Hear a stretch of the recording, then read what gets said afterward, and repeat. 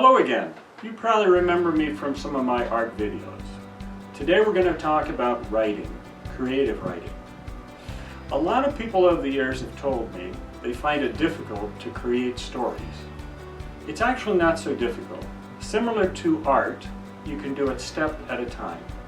One of the first things you have to remember is the 6 question words. These are actually taught to people who want to become reporters. The question words are who, what, where, when, how, and why. If you answer those questions, you can write a news article. But you can also create stories and people using the same questions.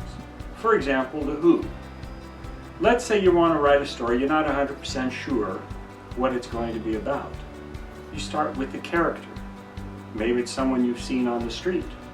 Maybe it's a relative. Doesn't really matter. You picture in your mind the person. Now, if the person is young, middle-aged, or old, the minute you decide the age bracket they're in, you kind of limit the story. For example, a 3-year-old can't do what a 90-year-old does and vice versa. If you have somebody middle-aged, they're going to have different things they can and can't do. So once you figure the age, you also figure, is it a he or a she? Men do certain things, women do other things. Then you come up with the what. What did they do?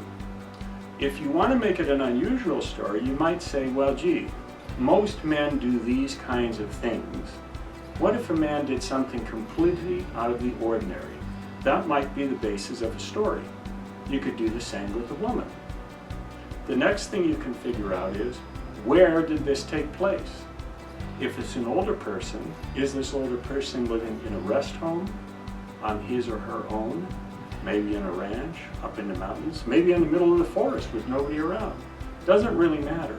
But the minute you find the age, you find out what they're doing and where they are, you start to develop the beginnings of a story.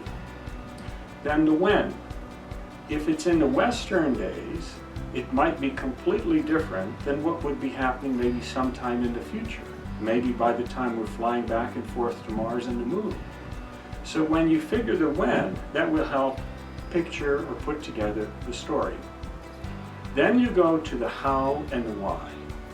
How tells you how something is done, the steps involved getting something done. The why is actually the reason.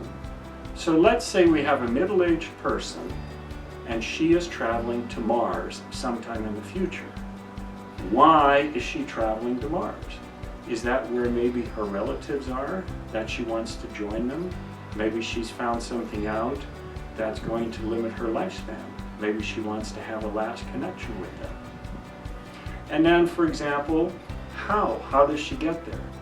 She take a spaceship, or at that time you were actually telemuting, where you step into a box like you do on a Star Trek show.